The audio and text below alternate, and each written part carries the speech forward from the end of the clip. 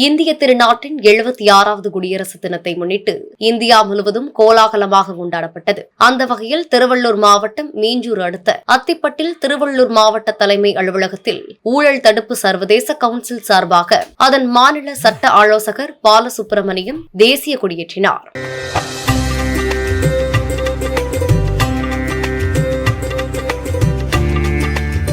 அதன்பின் அங்கு பள்ளி மாணவ மாணவிகளுக்கு நோட்டு புத்தகங்கள் மற்றும் பள்ளி உபகரணங்கள் வழங்கினார். அதனைத் தொடர்ந்து ஏகே தமிழ் நியூஸில் பேட்டியளித்த மாநில சட்ட ஆலோசகர் பாலசுப்பிரமணியன் கூறுகையில், இன்று 76வது குடியரசு தின விழா நடைபெற்றது. இந்த விழாவிலே பள்ளி குழந்தைகளுக்கு புத்தகங்கள் வழங்கினோம், இனிப்புகள் வழங்கினோம்.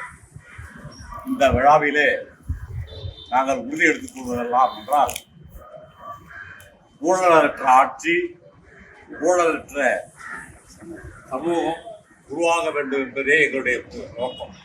வேறு எந்த விதமான அரசியல் சார்பற்ற இந்த இயக்கம், இந்த இயக்கத்தின் சார்பாக நாங்கள் ஊழலை ஒழிப்பதே எங்களுடைய நோக்கம்.